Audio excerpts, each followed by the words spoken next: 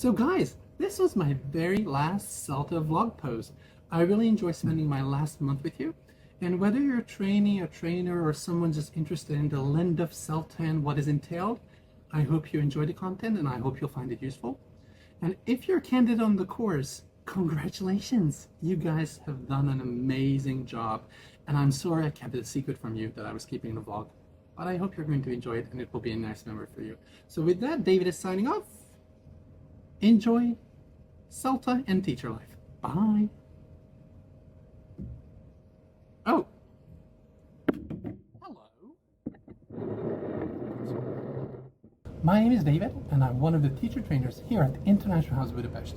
As you probably just saw, I just recorded my very last day on a face-to-face CELTA course and I'm very excited to share the results with you, and we'll be posting every day about what life is like on the CELTA. Why are we doing a vlog?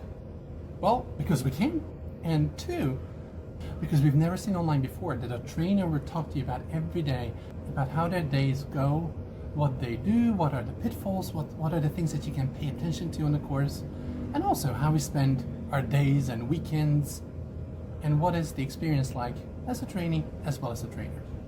So, I'm very excited to announce that we're starting a CELTA trainer vlog. Woo! And unlike many of the other vlogs that we watched as inspiration for this fantastic vlog of mine or ours, I want to start with a disclaimer. Because you must be wondering why I keep using the past tense of I've recorded a vlog, and why did I just record the last message before we published the very first one? The reason for that is very simple.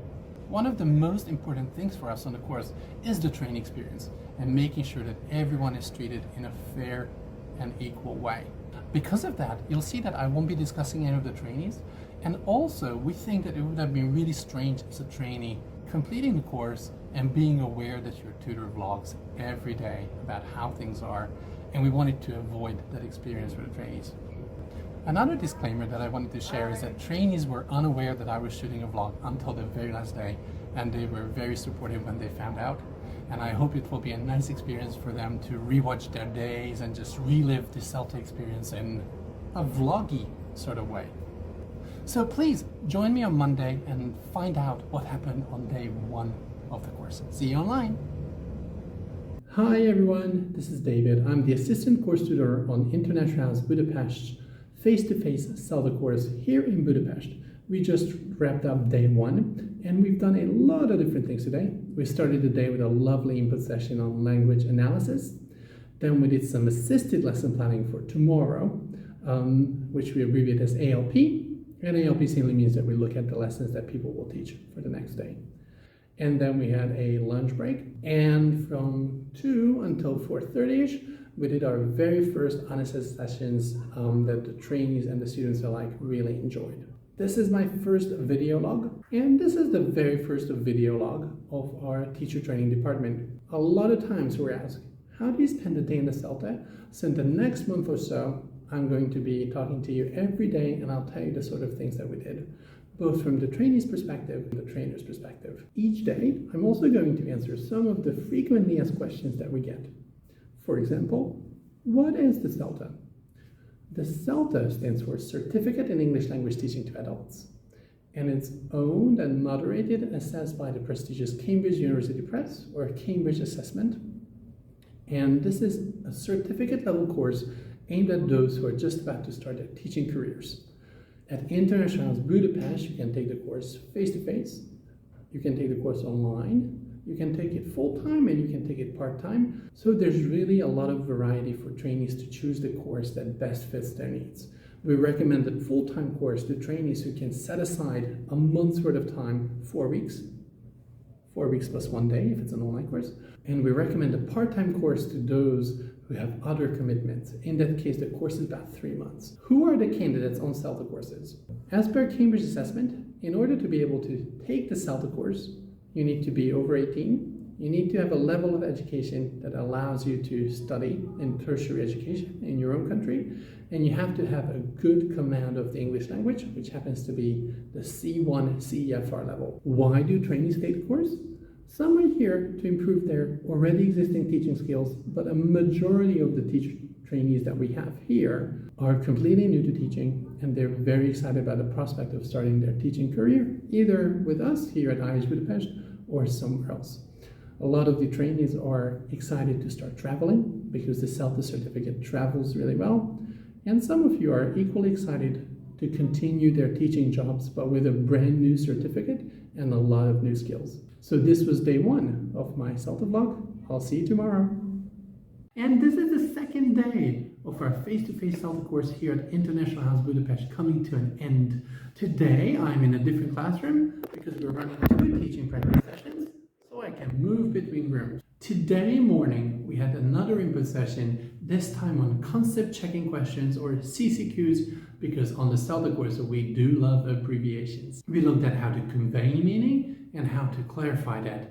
And we use some criminal talk to do that. So if you're in the course, keep an ear out and keep an eye out for that content. Today, I'm going to tell you a bit more about how TP or teaching practice, again, we love abbreviations.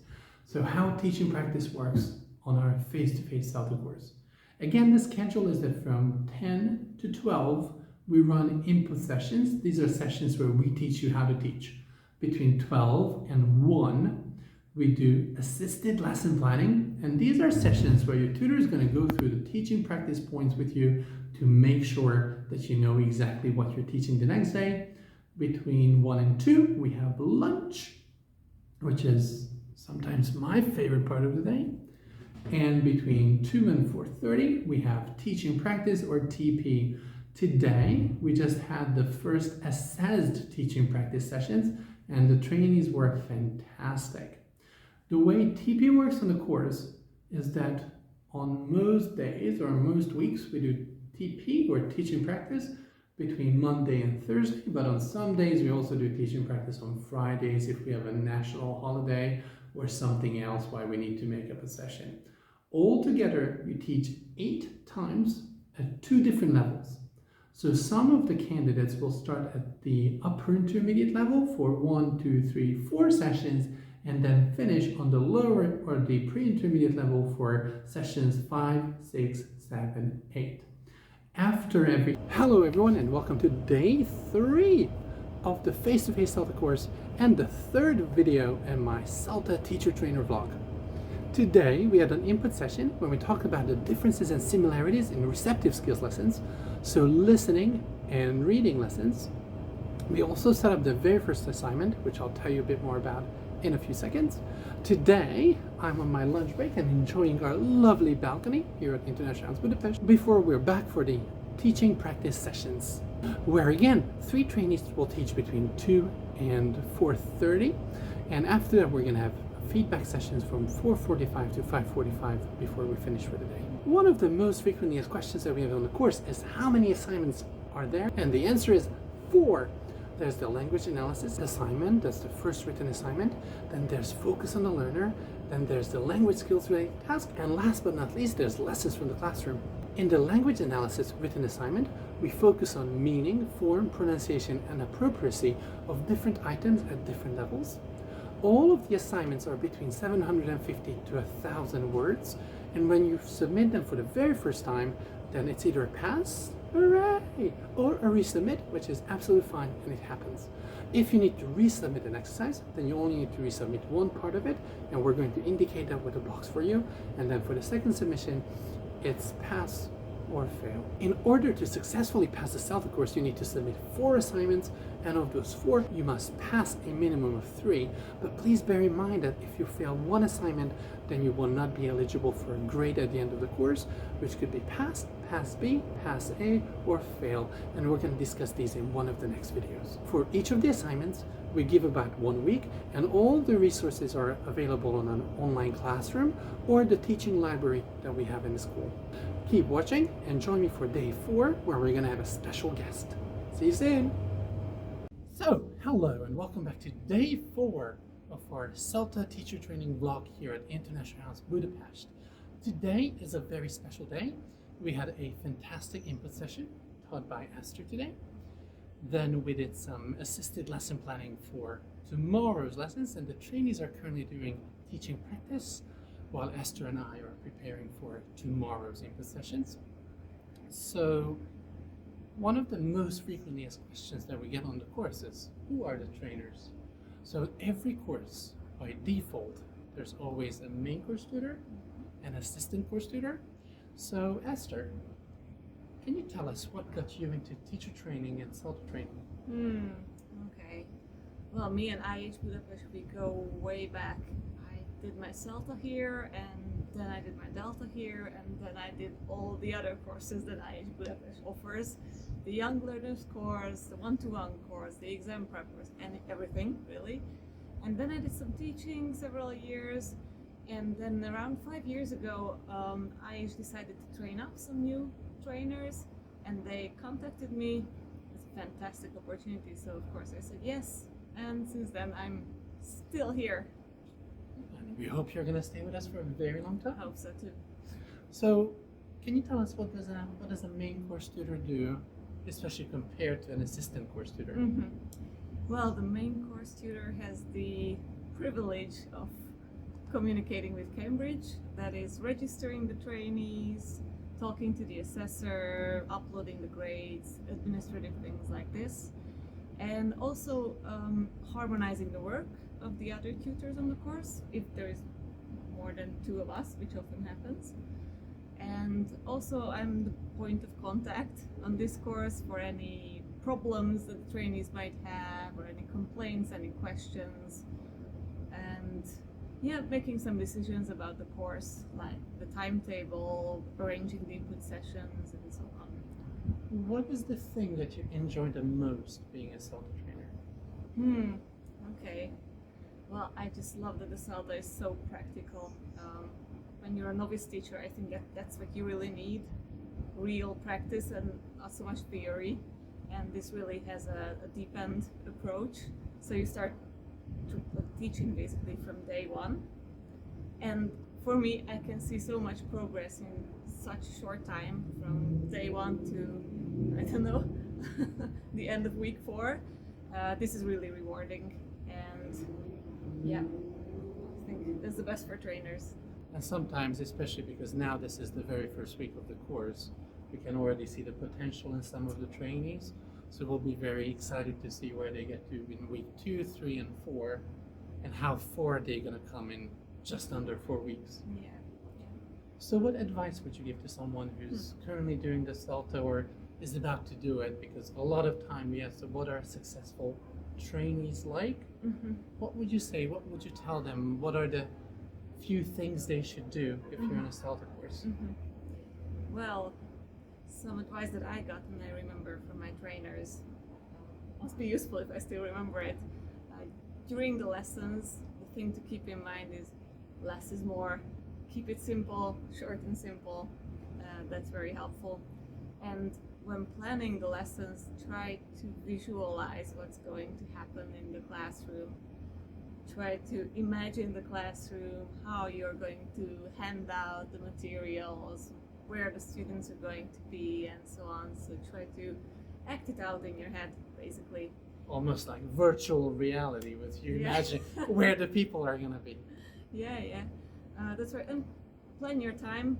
At the end of the courses, we usually ask the trainees what advice they would give to the new trainees on the next course.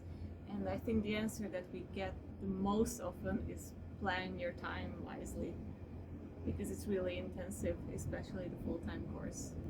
And I would also add that for the very successful trainees, it's important to pay attention in feedback, not just to your own feedback, but take on all the feedback from the other trainees' lessons, because they observe almost 40, 50 hours taught by the others, and everyone gets feedback. So if you're able to build those into your teaching yourself, then you're going to be so far ahead than just following or building on feedback that you get from the 8 lessons that you teach. Yeah, this is so valuable, because normally you wouldn't get a chance to observe so many teachers, different teaching styles, different techniques, things that worked, things that didn't work, and so on. So this is just a fantastic opportunity to do that. And I have one more question, Esther. I don't want to terrify you because we didn't talk about it, but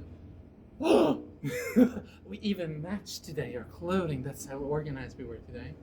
But my question to you is, what else do you do besides teacher training, or what do you do when Maybe you're not on a course. What else do you do? You mean for fun or for work? Oh, let's do both. All right. Well, teaching, But because I think it's really important to be in the classroom and to actually teach and stay in touch with students. That's for work. For fun, I like camping, going camping in a month or two. And I also just like hanging out with friends and chatting and having a nice cold Czech beer. and also do some climbing while you teach your lessons from abroad. Like do both at the same time. Yeah. Oh, fantastic, Esther. Thank you so much. Thank you. See you tomorrow. And it's a wrap. We just finished the first week of the CELTA course. So welcome to day 5 of Hungary's favorite CELTA trainer vlog. Today we have an input session on lesson planning. Then we do our usual ALP or assisted lesson planning for next week.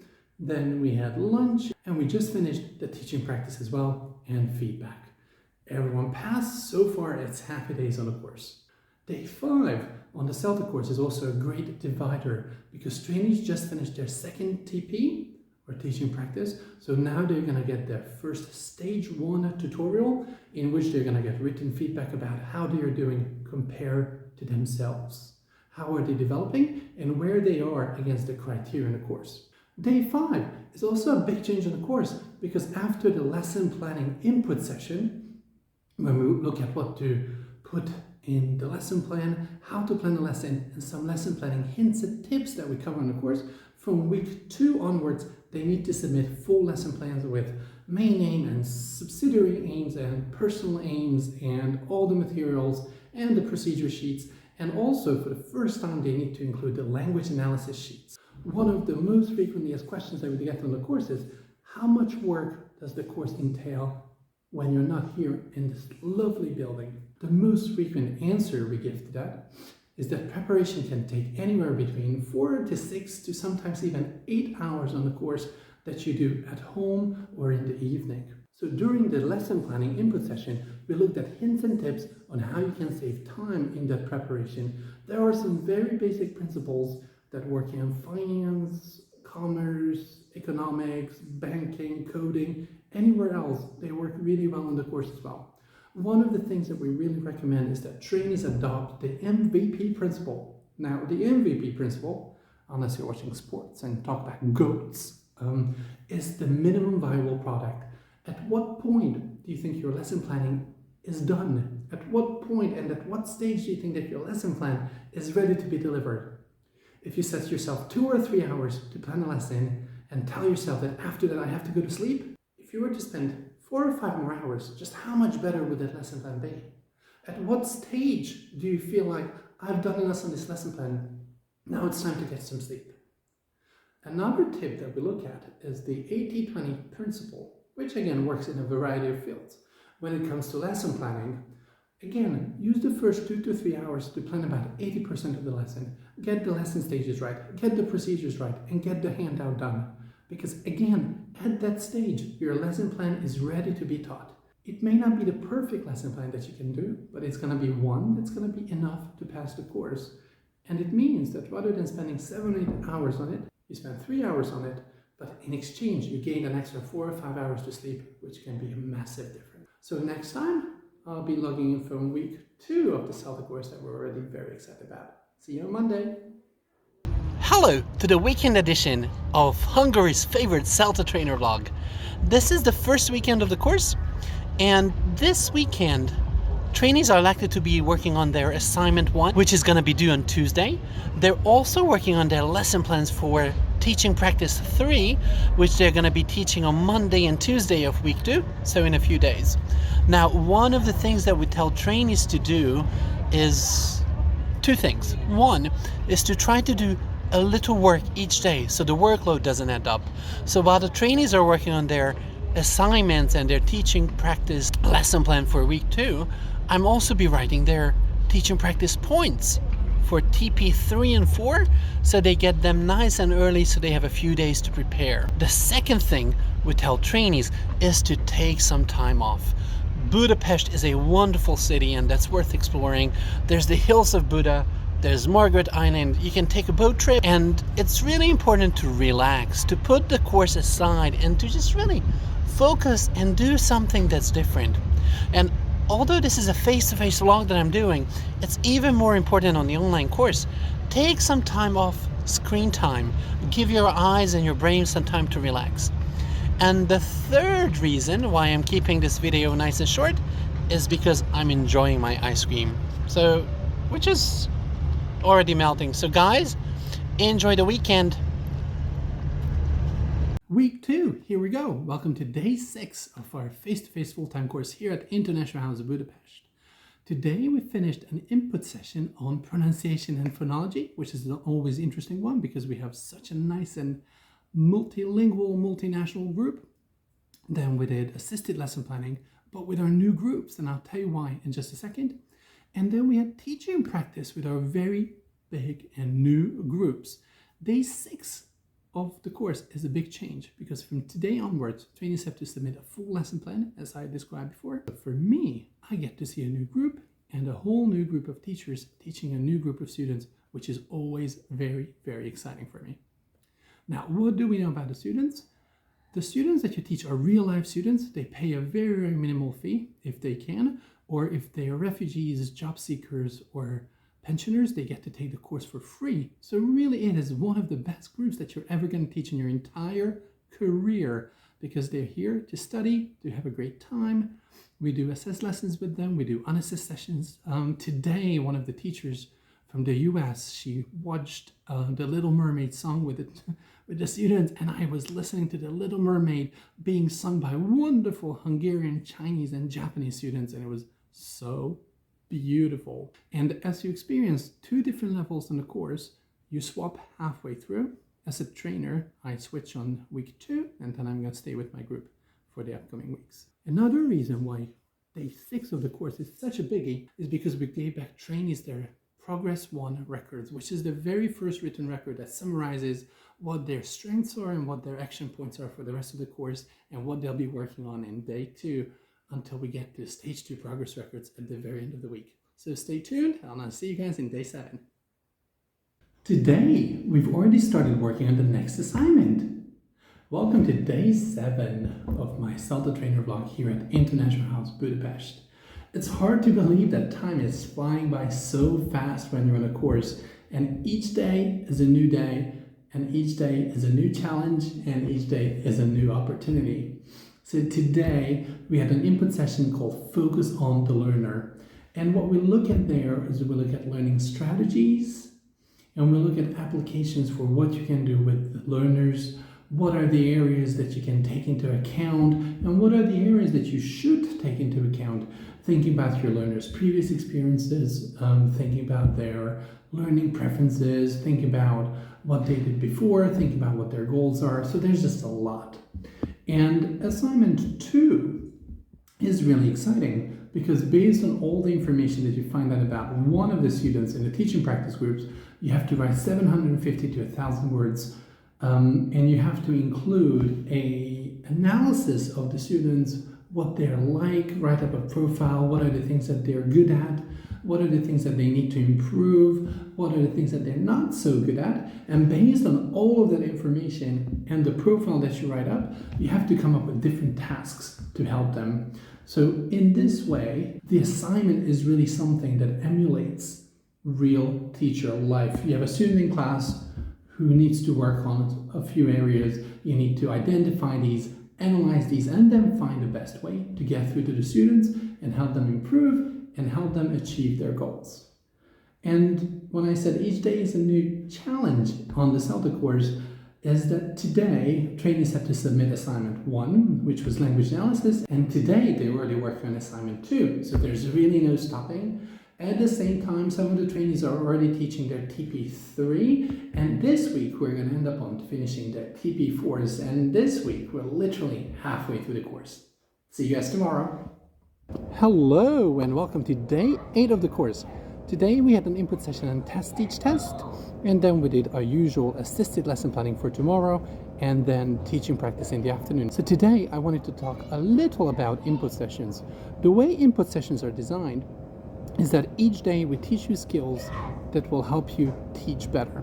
One of the things that trainees really love about the course is that how practical it is. You start teaching immediately on day 1 with a 15-minute lesson, and then from day 2 onwards you're already teaching your assessed 45-minute lessons. And remember, over the 4 weeks you have to teach 8 of those lessons, and today happens to be day 8 of my CELTA vlog, so what a lovely coincidence. So the way the input sessions, which are sessions in which we teach you how to teach, and they're about 2 hours each day, we cover different teaching techniques, we cover different teaching methodologies like test, teach, test, and PPP, situational presentation, guided discovery. So there are a lot of the methodologies that are really exciting for students, that are really engaging, and that are very different from just translating sentences. And the way the input sessions are organized is that they build on each other, and the way assessment works on the course is also building on each other and what we covered the day before. Imagine if we use the CELTA criteria on day 1, maybe not very many of the trainees would pass, but each day and each week we expect just a little more, and we only expect the skills that we cover in input sessions or we discuss in feedback to teaching practice. And I'll see you tomorrow.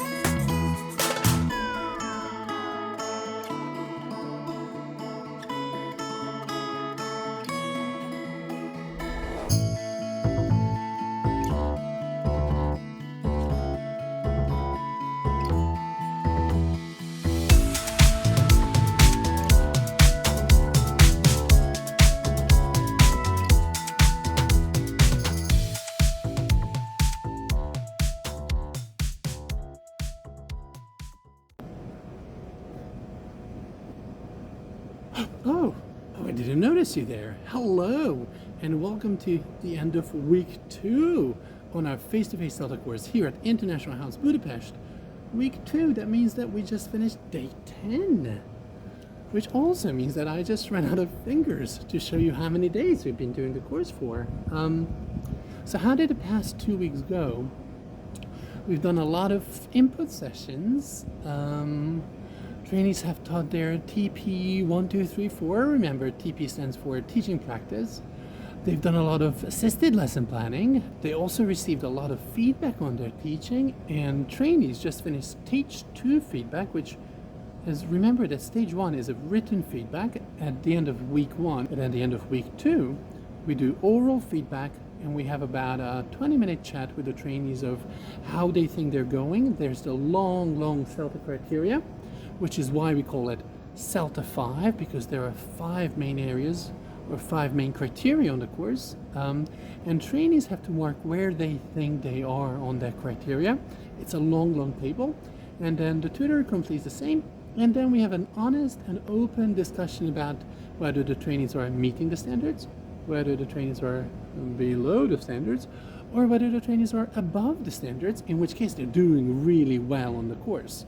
On the current course, there are a few who are above, and there are also a few who meet the standards, and everyone knows what they need to work on in the second part of the course, and also what their strengths are. And the way we do that is that we also look at where trainees are compared to themselves, what potential they might have for the next 2 weeks, and also where they are against the Cambridge criteria. So in a way, this is a very comprehensive feedback. And in case you haven't noticed, we just built a fantastic pavilion in our garden, so check this out. This is where our summer party is going to be tonight. So each year we invite teachers who work for us during the year, and we have a lovely summer garden party just to celebrate our successes and just to celebrate the year that we spent together. So guys, I'm going to have a lovely party, and I wish you a lovely, lovely weekend. And remember the couple things that we tell during the weekend. 1, make sure that you take a day off the course. 2, make sure that you do something on the course, even if it's just a little, maybe just an hour or 2. Don't let the work build up to a point where you're going to have a tough Sunday night. Spend an hour or 2 on the course each day, but try to do something else. Try to be out, enjoy nature, and enjoy beautiful sunny Budapest. So see you in week 3 and day 11. Week 3, day 11. Welcome back to the CELTA Trainer Vlog in week 3 of the face-to-face course here at International House Budapest. This week is a huge change because trainees are going to be swapping groups. And remember, altogether, trainees teach 8 times 45 minutes during the duration of the course, and those 8 lessons are organized into 2 chunks of 4. Some of the trainees will start at the higher level. They'll teach 4 lessons at the upper intermediate group, and then the other half, they're going to teach at the lower intermediate group. Other groups are going to start at the lower intermediate group and they're going to finish with the higher intermediate group. And week 3, day 11, means that we're going to swap now. So the things that were pretty easy at the upper intermediate group, for example, classroom instructions, because students were able to understand a lot, they're going to move to the lower intermediate level where things are going to be much slower. They'll really have to pay attention to their instructions, to their classroom management, and making sure that students know exactly what to do. Those trainees who are going to move from the lower intermediate level to the upper intermediate level, they're going to have a very different experience because things that have been slow and predictable with the pre-intermediate group, they're going to get faster and real. This is going to be fast and furious of teaching practice because the pace is going to be much quicker. The students are going to be a lot chattier because they have much better language skills. And also there are going to be a lot of questions when they teach because upper intermediate students would really like to know why we say things in a certain way.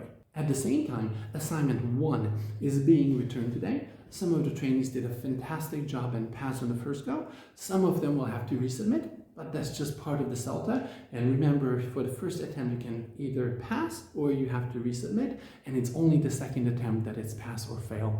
And you only have to pass 3 assignments out of 4 in order to be able to successfully complete the course. This week is going to be pretty busy, and I think most of the time we tell trainees like this is the crunch week. This is the week that you need to get through. But once you're past week 3, things are going to be much easier. They'll be working on 1 more assignment, which I'm going to tell you about in a few days.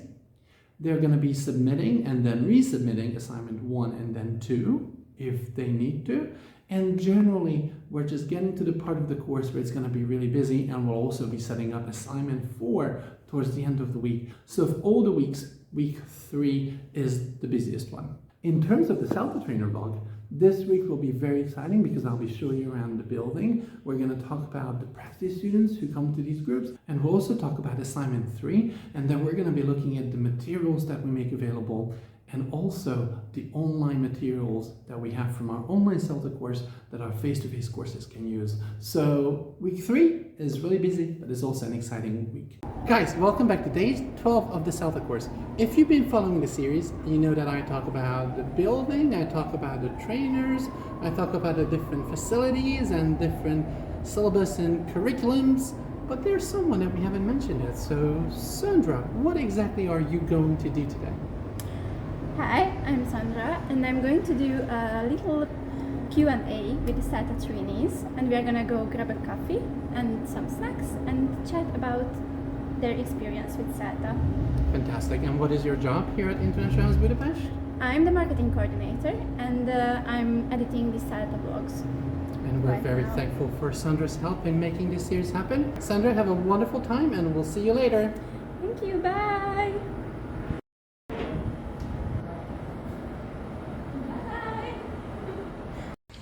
What's your name? My name is Kirsten. I'm Mathilde. Hi, my name's Eric. My name's Aisha. What is your opinion on the CELTA course? I think the CELTA course is an incredibly practical course if you want to be a teacher.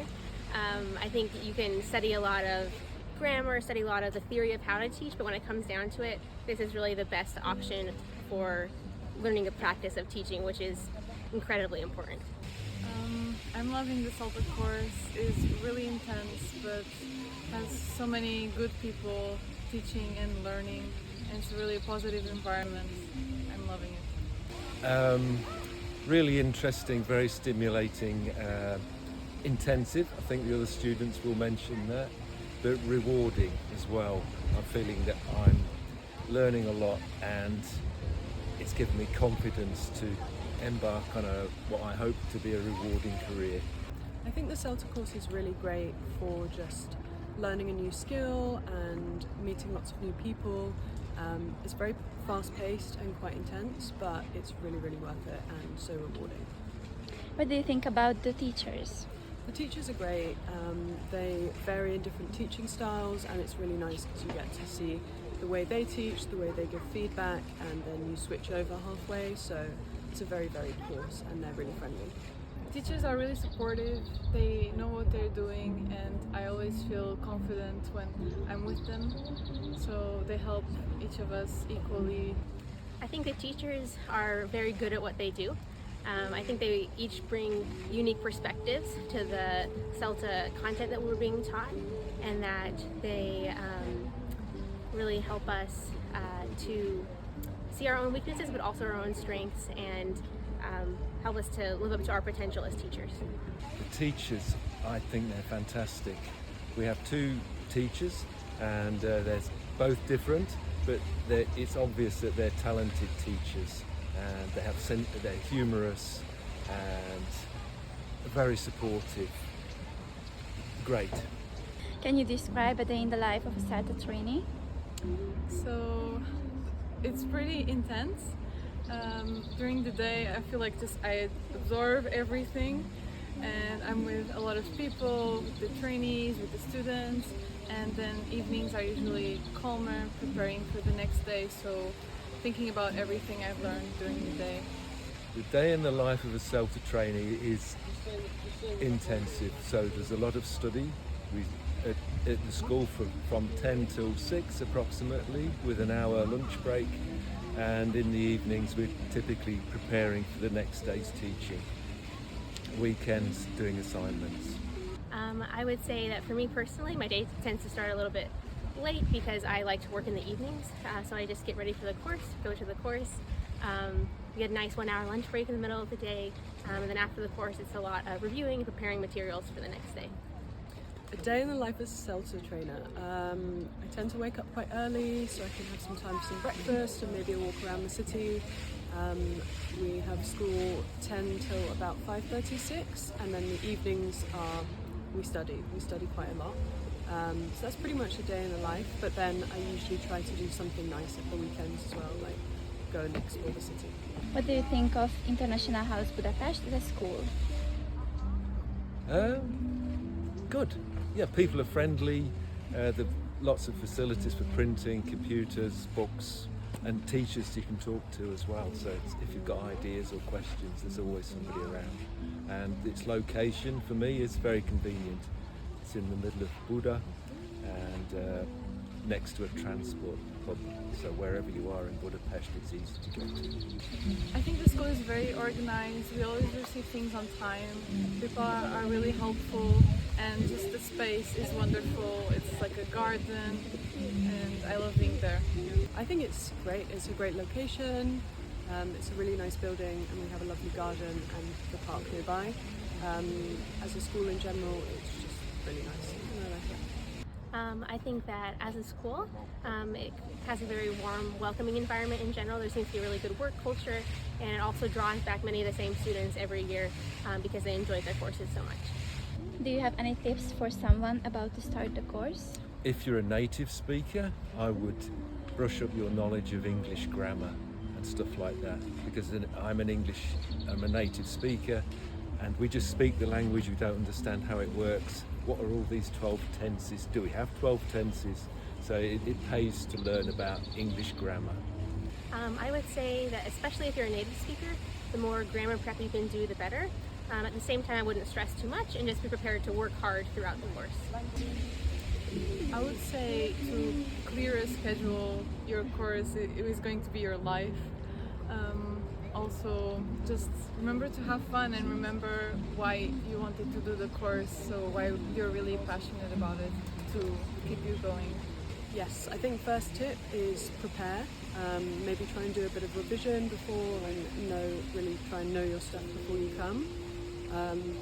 If you're coming in summer, bring smart clothes but not too kind of warm clothes because it does get very hot and you need to kind of be comfortable and breathe. Why did you choose Budapest? I live in Budapest, so you're probably going to cut this piece out. I've Yeah. been here. I've been here for 9 years, so. But what do you think about Budapest? I really love Budapest. It's my home. I chose Budapest because I have friends living here and I've always heard it's a beautiful city and I wanted to visit. I've never been here before and so far I'm enjoying it very much. I chose Budapest because I wanted to be in a stimulating city environment while I was taking the course. I wanted to have nice places to go on the weekends and to just really get to enjoy a lot of cultures in the same place. What do you think about the city? I think the city is a very nice place to live and work. There are many excellent places to eat.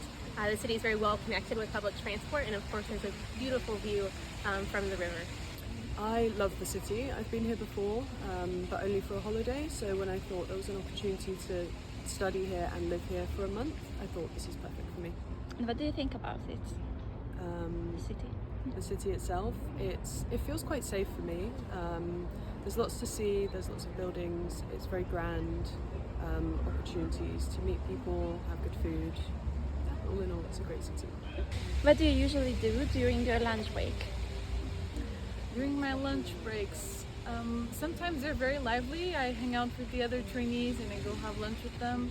Other times it's more calm to prepare for my teaching practice and just be in nature for a while. My lunch breaks get out of the building. I have to go out, go for a bit of a walk around the streets, see life, and I usually go to a little Turkish restaurant where there's a good buzz and there's loads of people and the food's healthy. During the lunch break, if I'm really prepared for my lesson, then I can take it a little bit slower and go out to a cafe, grab some lunch. If not, I just grab something faster like a sandwich or a croissant, and then I'm just reviewing my notes and prepping to make sure I'm ready to teach. I usually go down to the local boulangerie. I grab some kind of pastry and a coffee, and then I go back to the school and I sit with the other trainers and we have lunch together. Have you tried Hungarian dishes? If so, what do you think?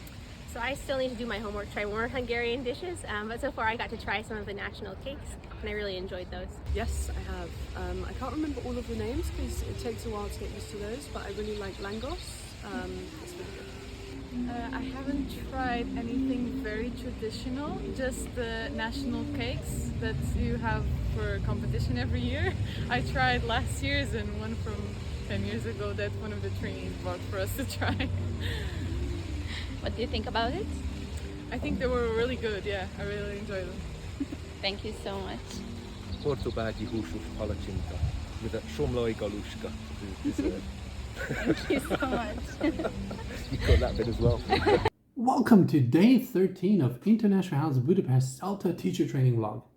Today, as usual, we had our input session in the morning where we talked about materials. In the afternoon, we did our teaching practice where we used materials. So today I want to talk about materials. As you can see behind me, if you're doing your CELTA course here at International House Budapest face-to-face, you have a fantastic library to rely on. You also have a fantastic CELTA library to rely on. Right there. And you can also use our computers and facilities that we have right there. And back to me. And if this isn't enough, you can also use our online materials, which I'm going to show you in a second. But the reason why we talk about materials today is that because today we have set up assignment 3. And I know we just started assignment 1, we just got handed assignment 1, and then we started assignment 2, and then we're going to do assignment 3 submissions for those who need to resubmit.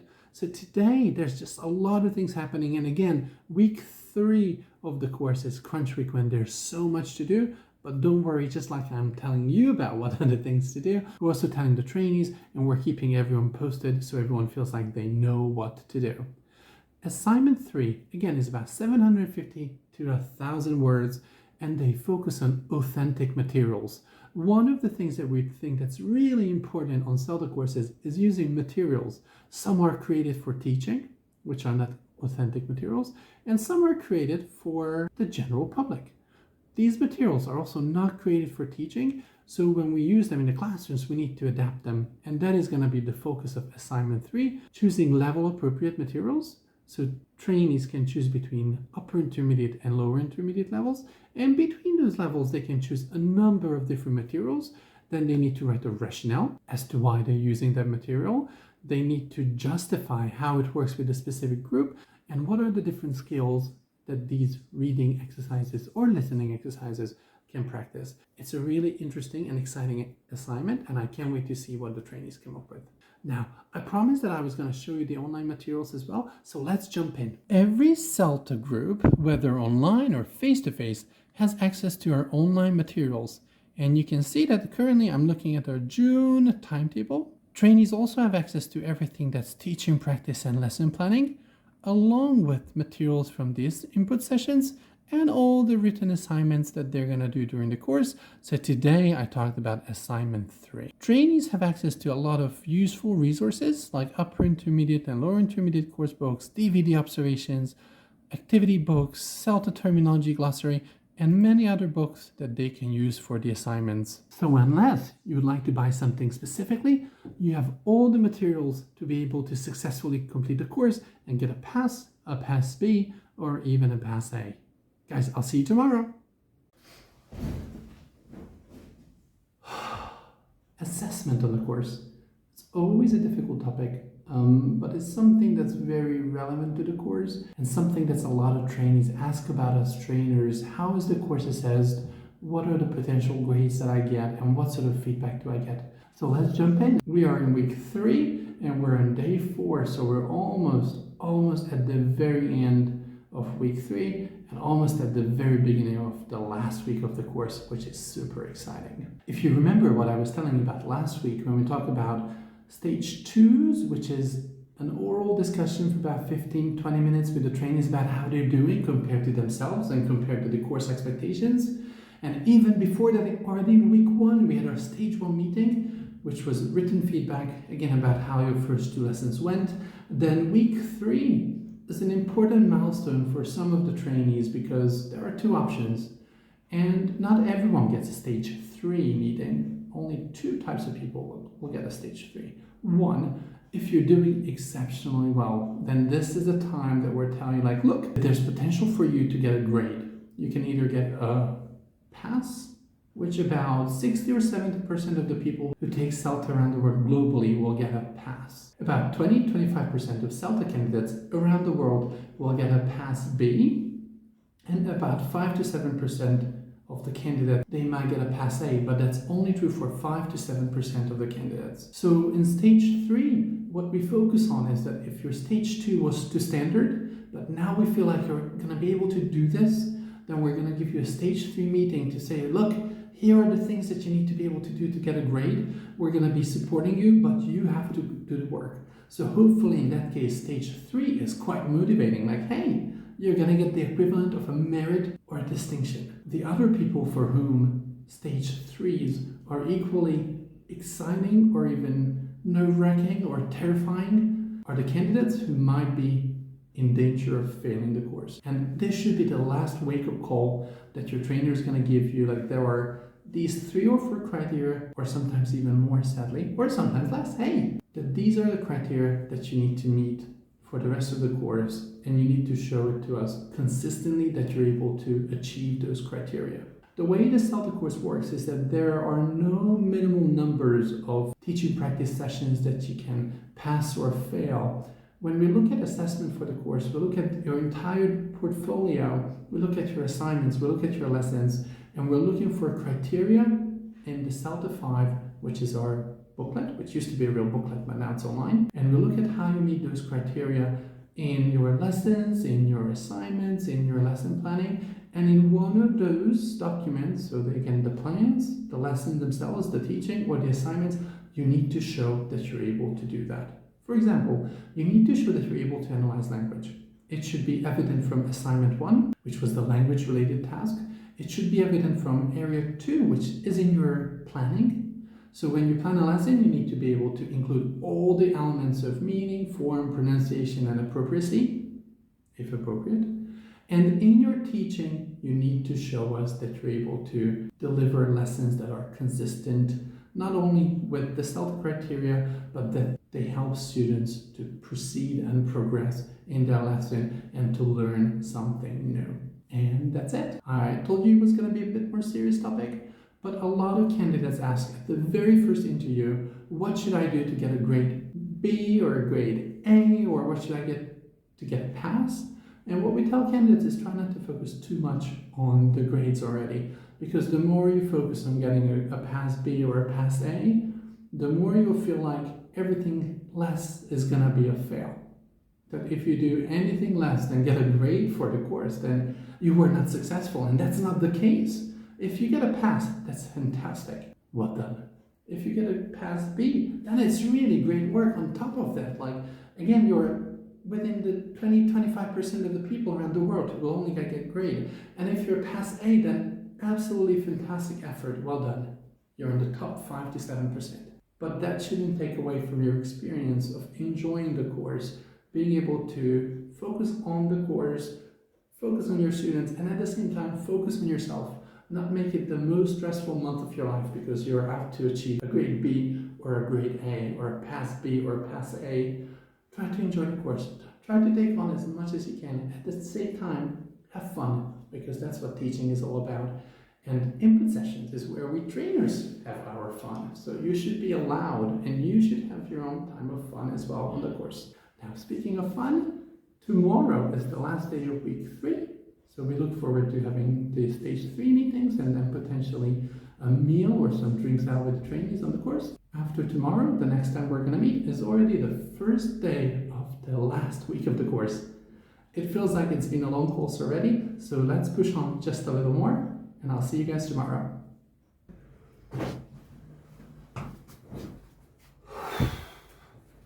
Day 15 of the course. We're at the very end of week 3, and whenever candidates ask me, like, what are the crunch times? I always tell them it's week 3.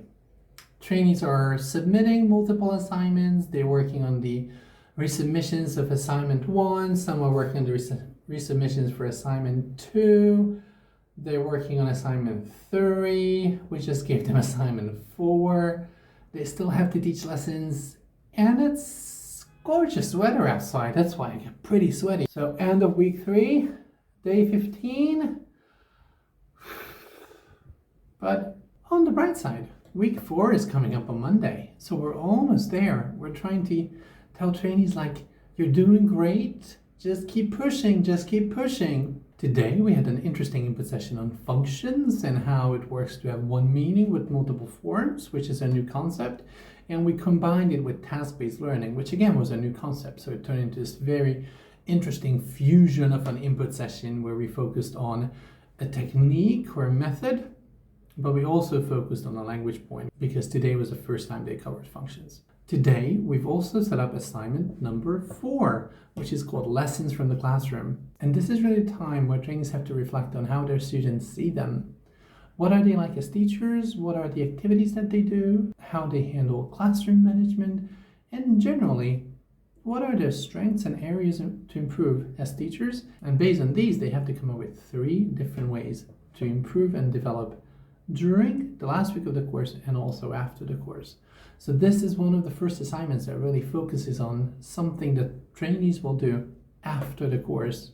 And to think that we're already discussing things after the course, I think it's just fantastic. It really shows that we're coming to the very end of the course.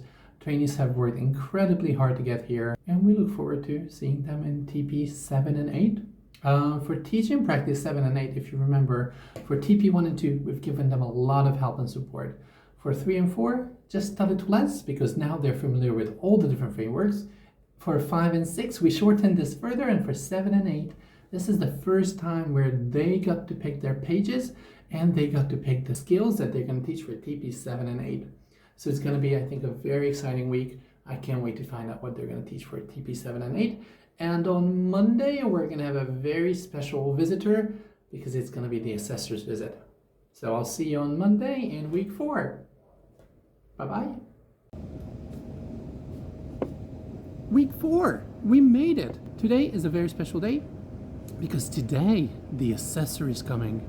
Dun, dun, dun. Now, who is the assessor? The assessor is a CELTA trainer, or in most cases a CELTA and Delta trainer, who's trained to assess courses, so they know how good courses are run, and they are here now with us face-to-face to assess the venue and also to assess that we run the course as we should, that you get the same grade across the world wherever you are. One of the great things about the CELTA course is that it's standardized. So if you're looking for a job, or if you're an employer and you're looking for someone to fill the position of being a CELTA qualified teacher, you know exactly what you're going to get. You know that the CELTA course is going to be the same around the world. You know that the PASS or PASS B or PASS A candidates will get the exact same grades wherever they are in the world. As a CELTA trainee, it's great because I know my experience is going to be very similar to other centers in the world, and it doesn't really matter where I take it, so I can choose the course freely to suit my needs, my time, and also my finances. For CELTA trainers, it's great that the course is standardized because it doesn't matter where you work. You know that the standard is going to be the same or very similar, and the contents are going to be the same or very similar. It's a very nice environment to work in because you know exactly what you get as a CELTA trainer. As an employer, like myself, it's really important to know what quality we're getting. So when we look at someone who's CELTA qualified, we know exactly what they've done, what their teaching practice is like, how many input sessions they've done. It means a certain predictability and quality for us as well. So what is the assessor going to do today? Well, they're going to go through a couple of candidate portfolios just to make sure that the grading and the marking for the assignments, for the teaching practice sessions is standardized around the world. They also look at the course administration, the venue, the number of days and weeks, and the content and the hours to make sure that our CELTA is the same as everyone else's CELTA, is that we provide the same high standards as everyone else. It's important to know that the assessor is not here to assess you, the candidate. The assessor is here to assess the course provider, like us. They're going to assess a couple of candidates with us today. They're going to sit with us in feedback, and then we're going to have a grading meeting where we're going to agree the grades for everyone. And we're also going to have a meeting to talk about the feedback that the candidates give to us. Because you, as a candidate, have the right, also the responsibility, to tell the provider and the assessor how the course is going. So if you like the course, tell them. If you feel there are ways to improve the course, tell them as well. It's really valuable feedback for us. So I'm going to go back, enjoy the grading meeting with the assessor, and I'll see you tomorrow. Bye.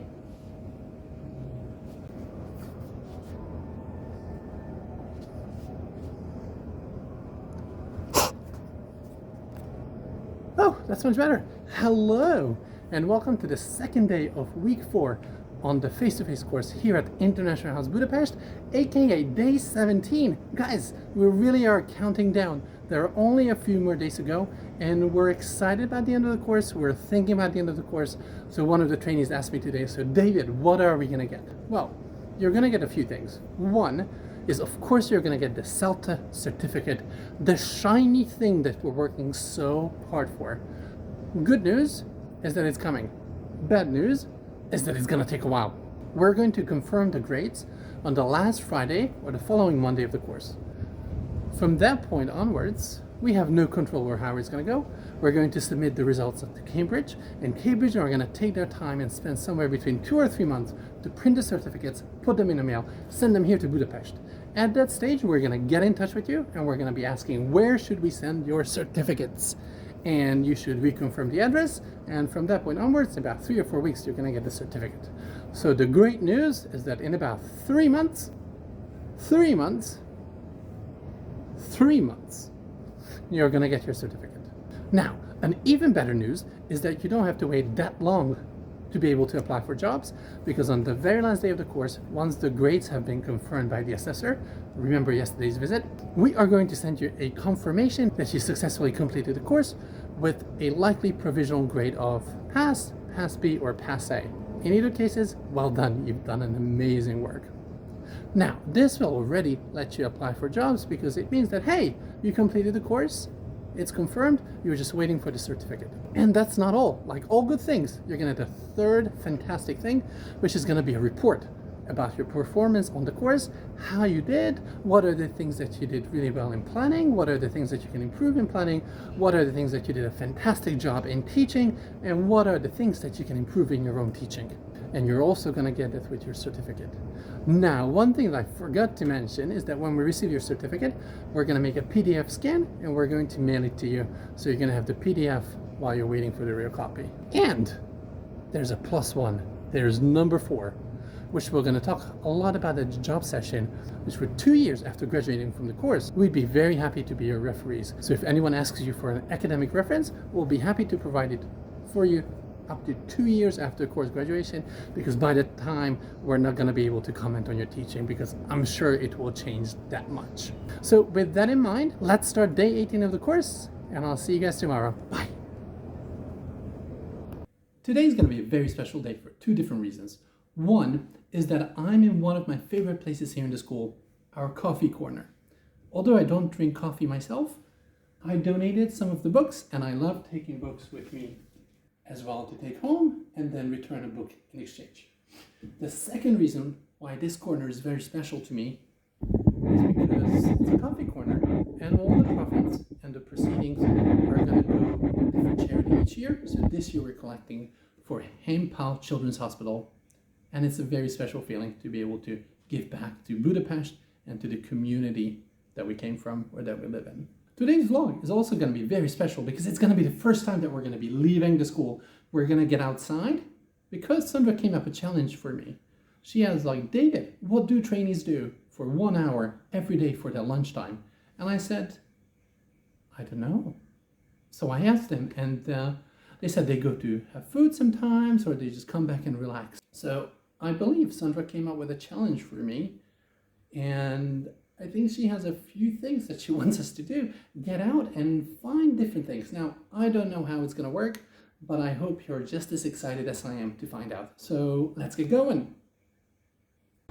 Hello, lovely Sandra. Today, I understand you have a challenge for me. We have to find things around the school. We're starting here from the school, so from lovely International House Budapest. And we're going to be walking around Buda, and we're going to be looking at the neighborhood. So what is the first thing? There are a couple things that we need to find on the way. What's the first thing that we should look for? Ooh, we have to find some vegan food. All right, let's go.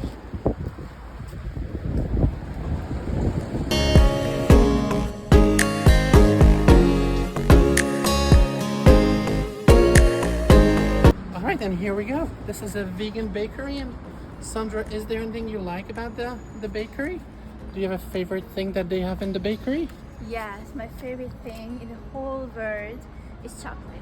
And when chocolate meets dates, is my favorite thing. So let's see what they have with chocolate and dates. Let's have a look inside. We're just gonna have a look quickly, and then we're gonna move on. Lovely. Thank you. Bye-bye.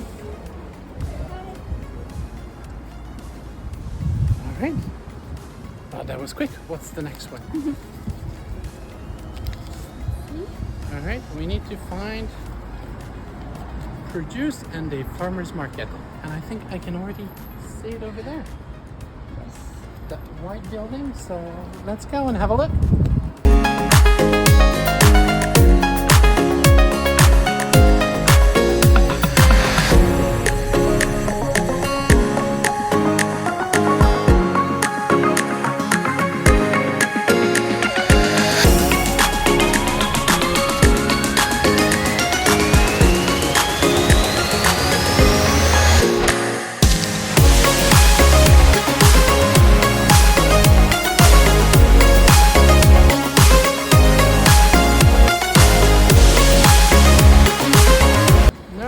So hello, we're at the very world famous CELTA market, and on this side we also have something that I think we're gonna have a look. So let's go have a look, let's see what they have.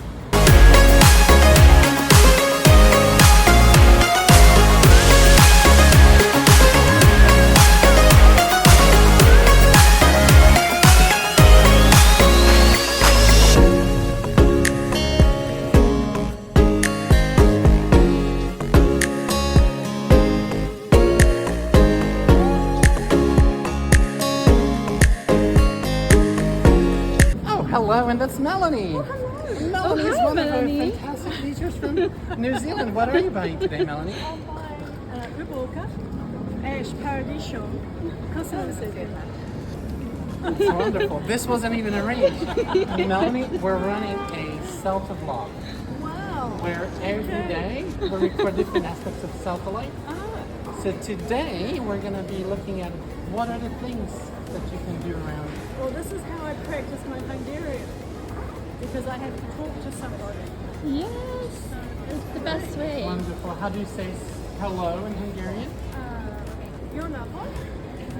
How do you say, how would you say how are you? Hogy vagy? And how do you say thank you? Köszönöm szépen. That is wonderful. I love to see you. And yeah, and this has been Sandra's challenge. So produce and farmers market. Wonderful. So we found produce and farmers market and one of our Melanie. teachers. Lovely to see you, Melanie. Bye. All right. So what's the next one? Next one is this one. All right. You have to find a shopping mall. So let's take a shortcut.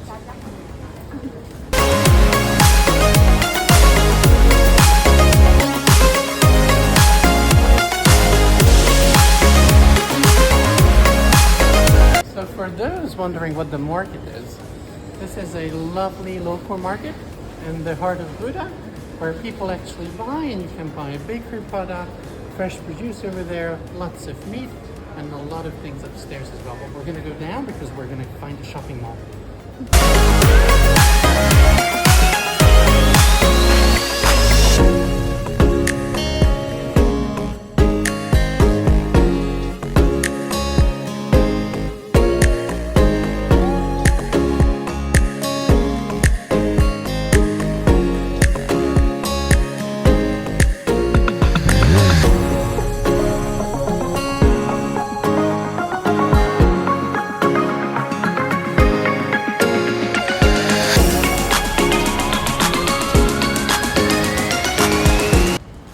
So welcome to the very, very famous Mammoet shopping center. This is Mammoet 1, this is the old one, and this is Mammoet 2, which is the new building that's right there.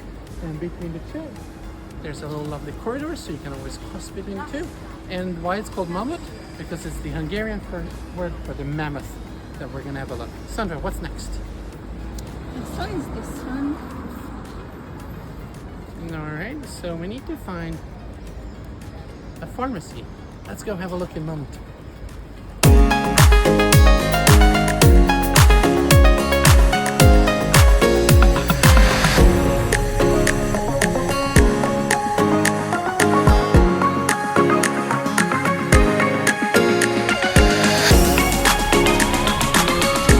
The lovely baby mammoth on top.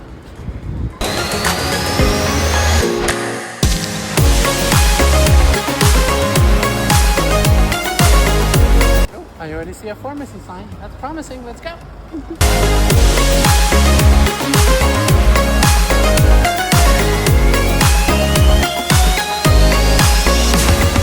So welcome to Mammoet 2. Lovely shopping mall. You can buy most things.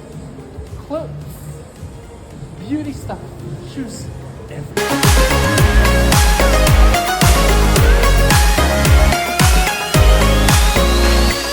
Let me show you my favorite feature of Mammoet 2, which is that part. Prehistoric animals, loads and loads.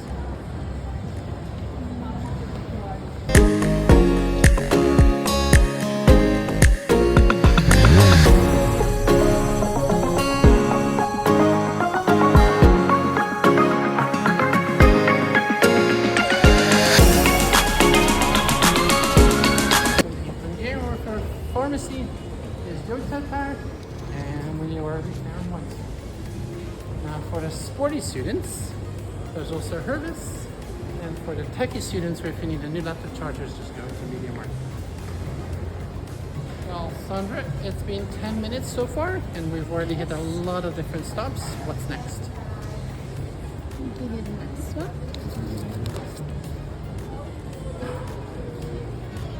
Okay, so we need to find a postcard to send home.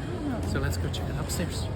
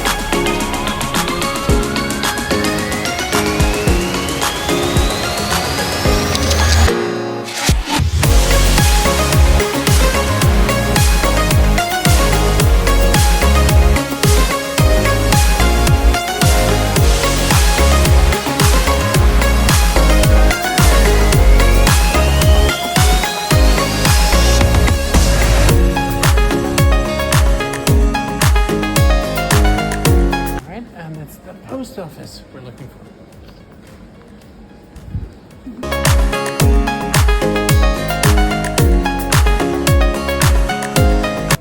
All right, here we go. What's next?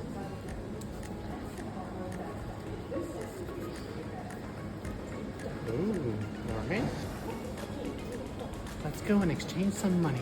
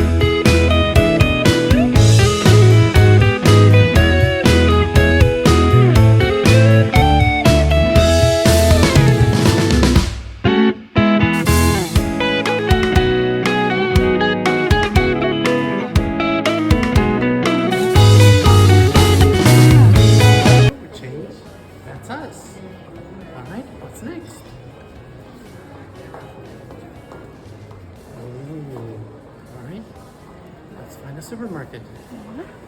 Let's go.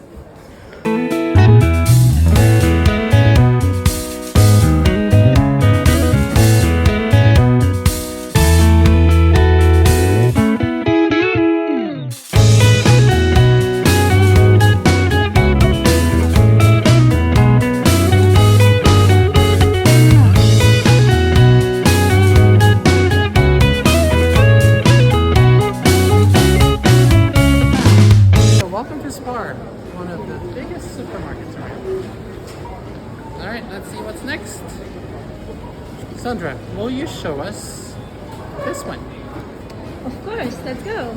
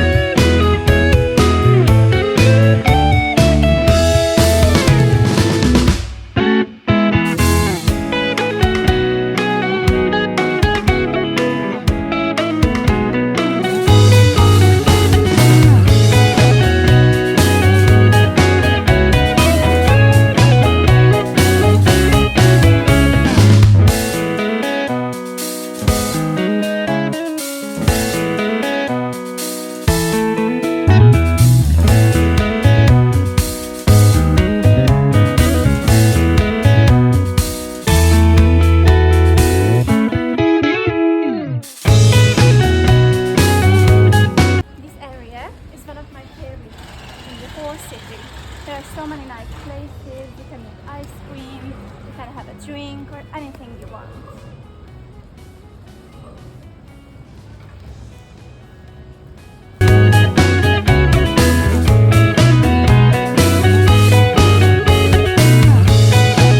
If you would like to have a nice drink, a lemonade or something, I highly recommend Culture Bar. This is a really nice place.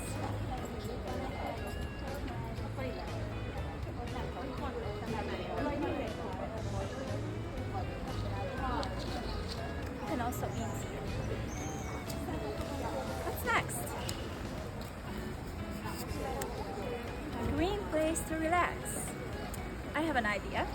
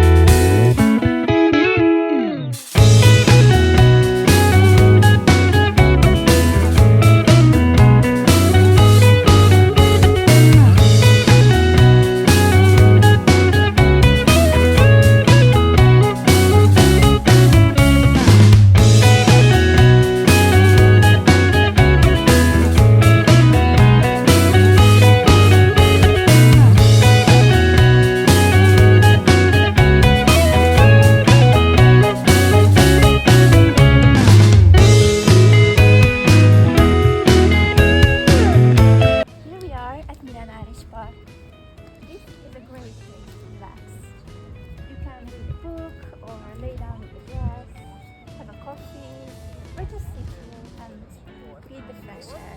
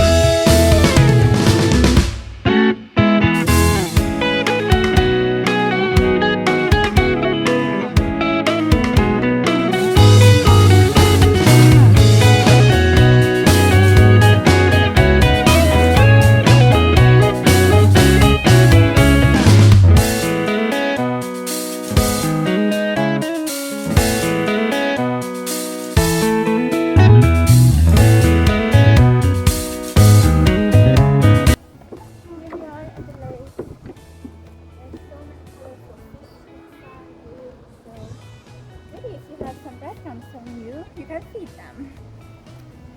Let's see what's next. A cafe. Let's see.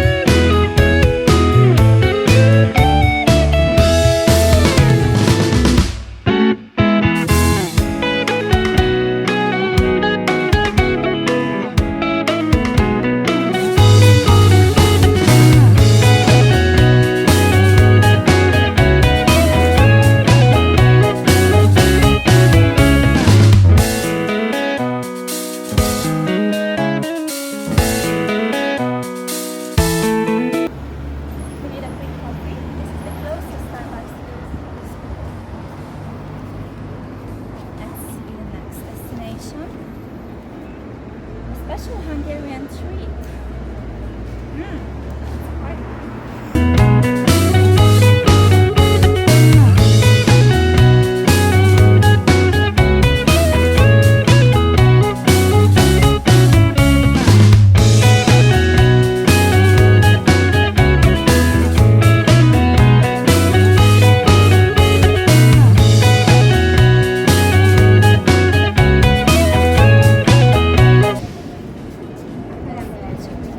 Traditional Hungarian dish. Snack. Transport.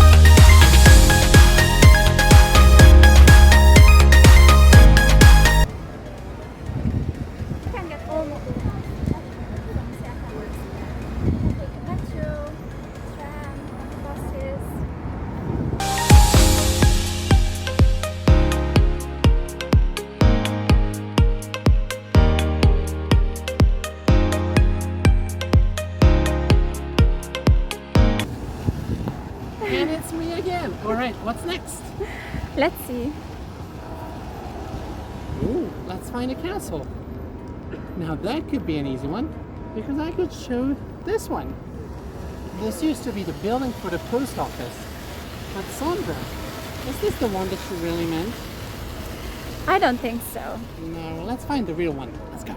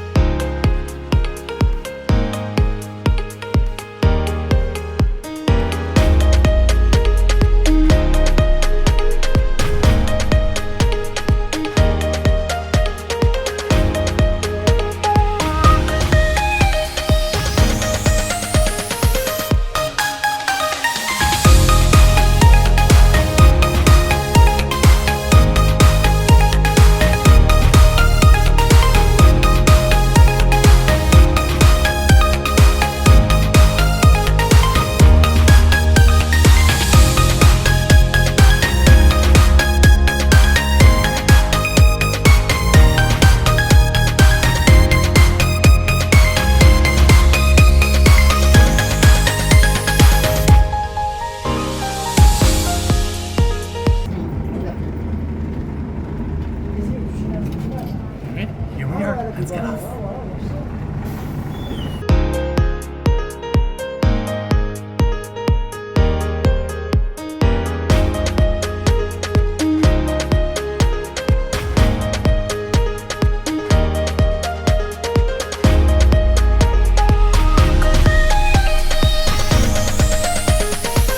Alright, and welcome to the Holy Trinity Square.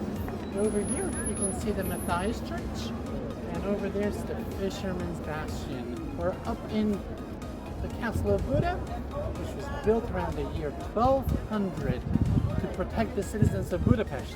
Well, then to protect the citizens of Hungary. So, Sandra, what's next? Oh, that's a good one. The perfect photo.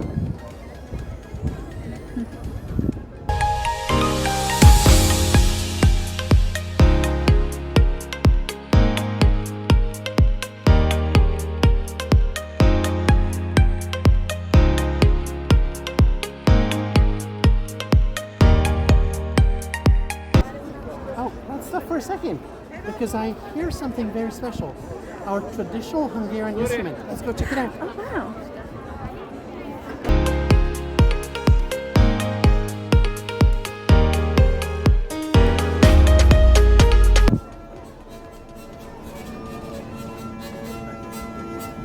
This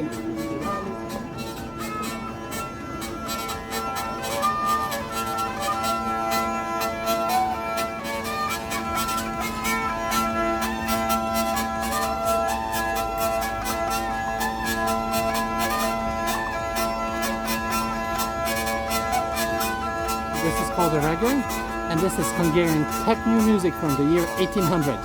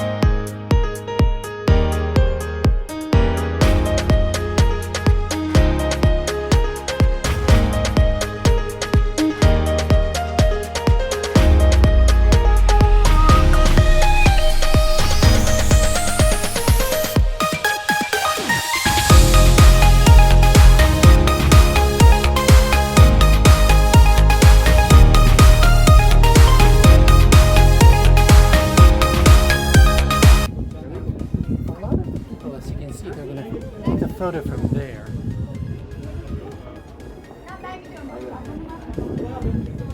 Come, I have a secret position. Let's go.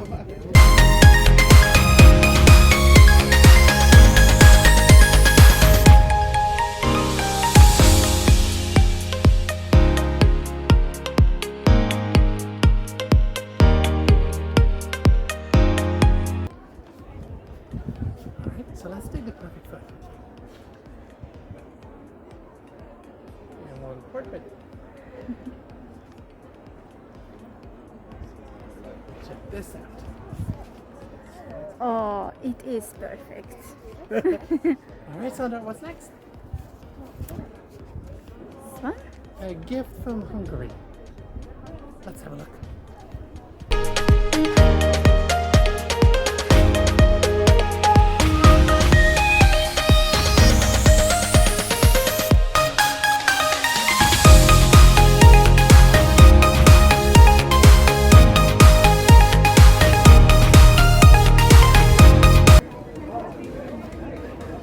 Before we go on, a couple things for you to know.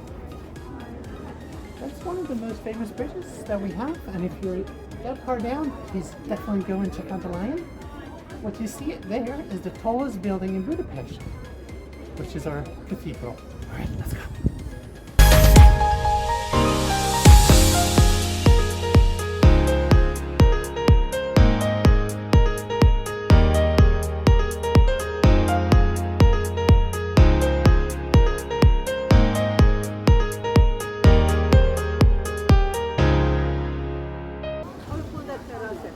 Hello! So souvenirs, memories of Hungary, and look what we found! Another Starbucks! Wow! What's next, Sandra? Try to spot someone famous. Well, we've already met our teacher Melanie, but we might have a few people who might be equally famous. Let's go and have a look.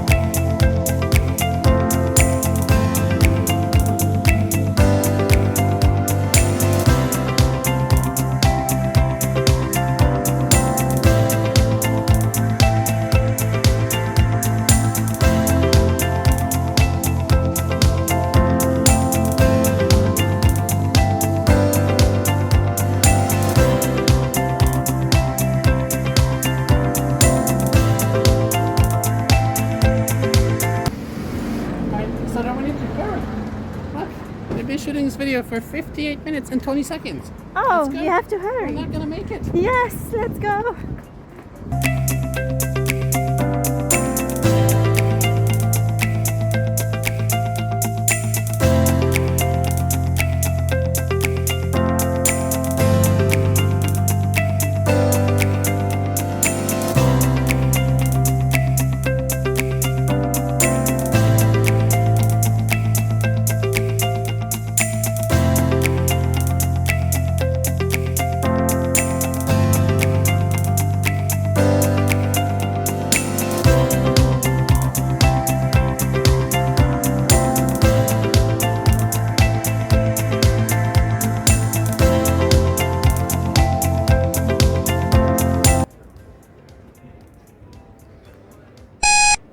Alright, so this is the 1 hour challenge. And we could have rushed and make it in there in time, I think. But there's a very famous Hungarian who's got a museum, so I think let's take a minute, let's go check it out, and then we're gonna be on our way again.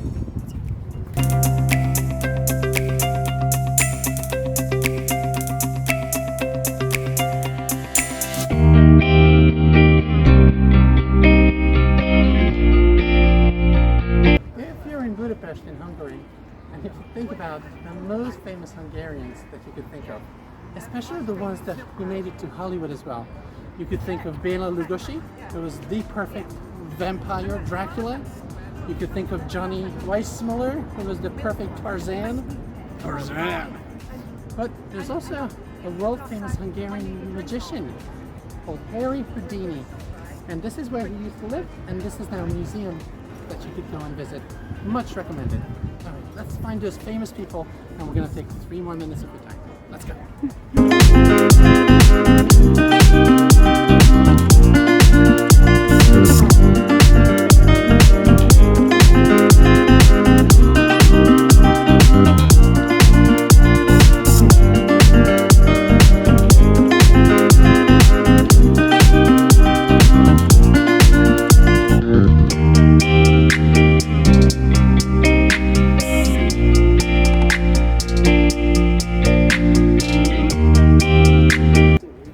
Look, check this out, more chimney cake.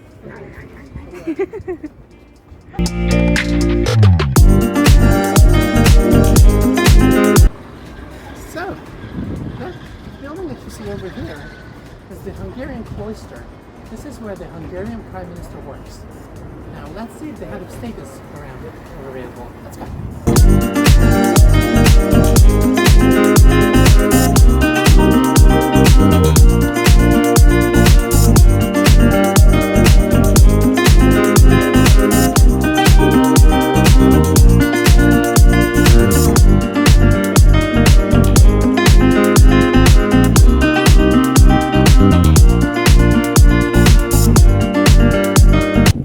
As you can see, there's a lot of construction happening because they're renovating a lot of the city. They're also moving some of the ministries from the press side up from the Buda side.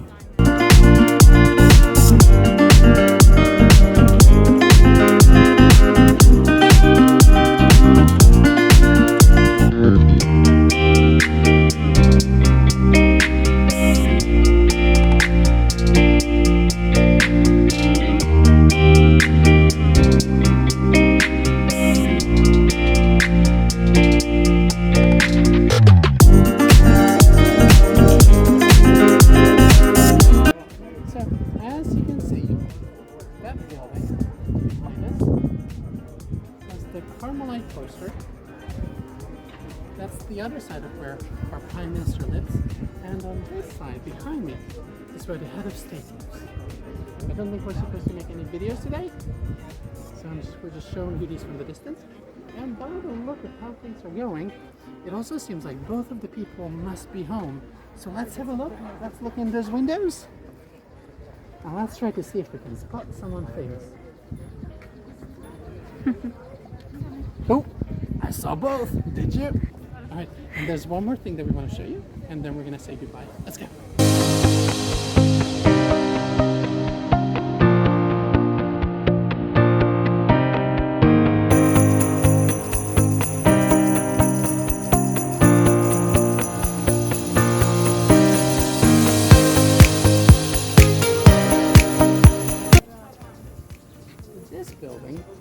is the former stables that they're currently renovating and restoring. Over there is the National Gallery, and on that side you see our very famous Hungarian bird, the turtle. And on that side, it doesn't seem like we'll be able to go down there, but we'll see. We're gonna have a look. Maybe we can show you a very truly unique Hungarian vehicle, the funicular. Let's go check it out.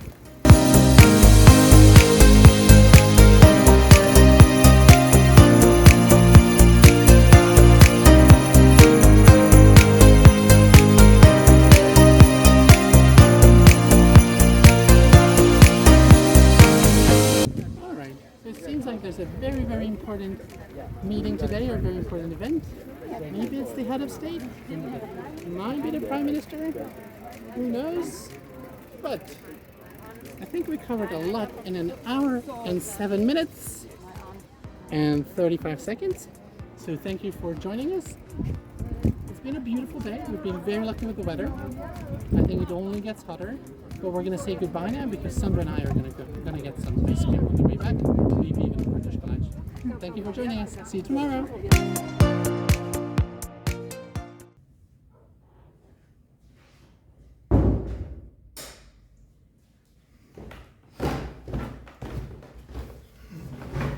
And that's it. That was the very last TP practice session. TP8, Teaching Practice 8. 8 times 45 minutes. Or 6 hours total. Welcome to day 19. Welcome to the penultimate day of the CELTA course. Although there's one more day left that we're very excited about because we're going to have a fantastic input session by someone who works in drama and improvisation, and we're mixing the two into an interesting and I think super exciting input session on how to use drama and improvisation in English language teaching. Trainees taught their very last DP sessions today. They also submitted and resubmitted all their assignments in assignment number 4s, which is lessons from the classroom, and it's going to talk about the development trainees are going to pursue after their course finishes. The thing they have left to do is to finalize their portfolio for tomorrow's very last input and course closure session, which I really look forward to because that's also the session that we get to ask trainees, how were things? Give us feedback. What are the things that we can work on? And what are the things that you think we should keep doing as trainers? The other reason why I really enjoyed the last day of the course is because we're going to take a fantastic group photo together that I can cherish and put in my office for the rest of eternity. And finally, after that finishes, we're going to take the trainees to have a lovely meal and drink of your choice at one of the bistros that's just further down in Löwenhaus Utca or Löwenhaus Street. So, thank you for watching and join me for the very last day tomorrow. See you tomorrow! And here we go! This is my last CELTA vlog entry because we reached the very end of the course.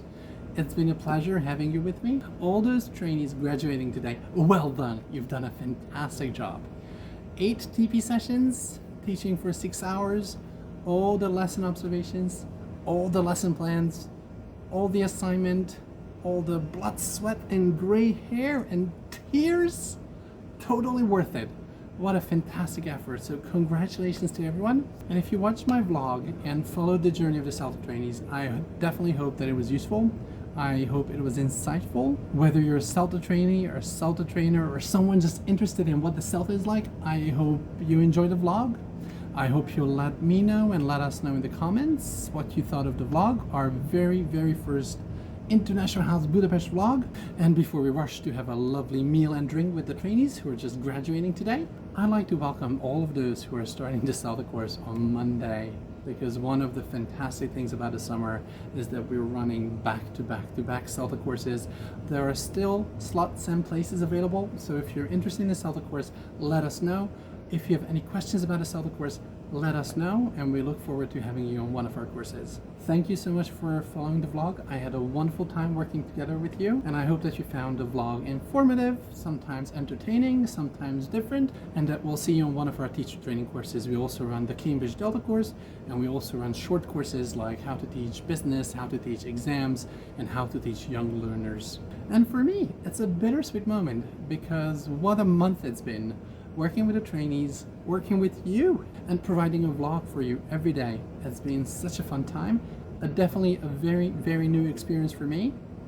and now I will know what I'm gonna do with all the time I have at the end of each day instead of talking to you. So I very much hope there'll be another vlog series maybe coming out. I don't know. But I hope we're gonna see each other again, and I hope we're gonna see you soon in the future. So with this, my lovely phone, my lovely companion, I'm gonna say goodbye. It's been a pleasure. Hey guys, this is David. I'm an assistant course tutor each day. I'm also going to be telling you about some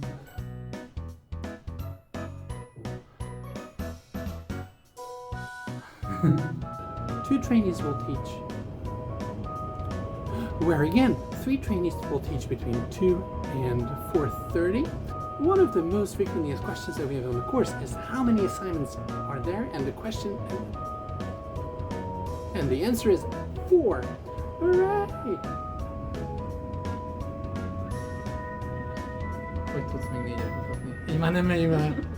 So welcome to day 5 of Hungary's favorite CELTA trainer vlog. Then we had lunch and we just finished teaching.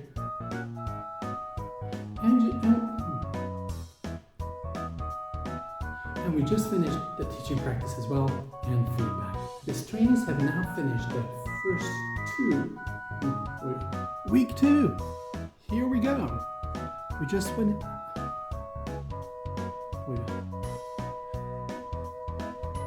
So week 2. Here we go. We just finished day 6 of the course. We had a very interesting.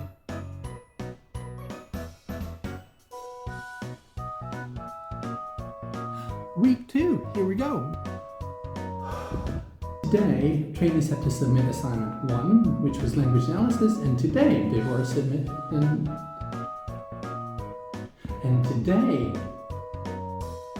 And today they were already working on assignment 2. And the way the course is organized is that the input sessions are organized in a way. And the way the input sessions are organized. Oh! Oh yeah.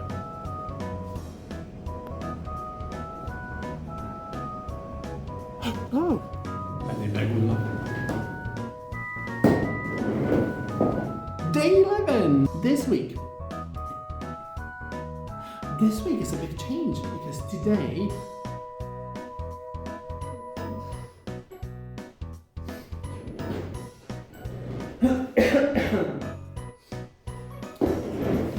Week 3, day 11.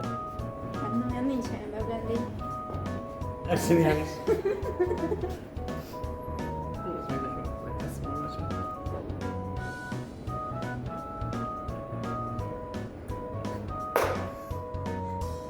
Hello, and welcome to day 12 of the course. And today I'm here with a very special guest, Sandra, who's our marketing specialist.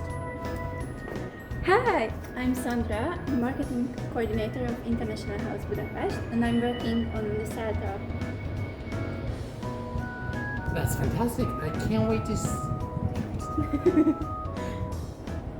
Fantastic. And I can't wait to hear what they're going to say about the school, about the course, and what they think about Budapest. So stay posted. We're going to post them online so soon. Bye! Right, see ya.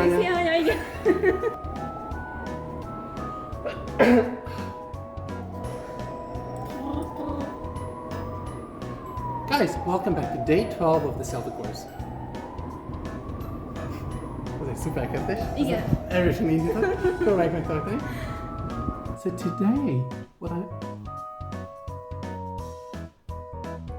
today, I want to talk about materials.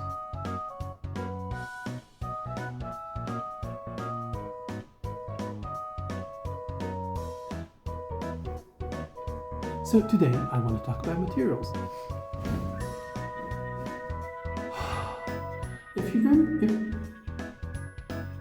If you remember what I was telling you about last week.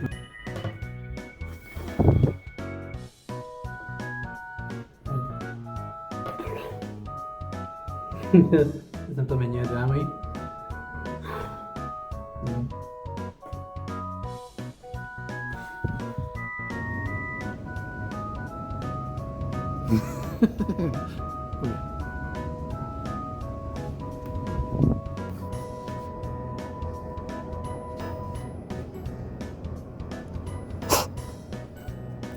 So the great news is that in about 3 months, 3 months, 3 months, you're gonna get your certificate. Design yours. Design yours. Day 4. Week 4, day 4.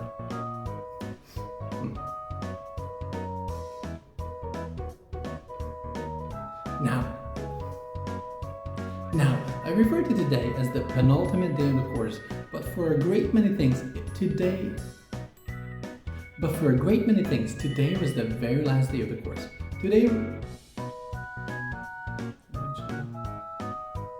Trainees taught their very last DP sessions today.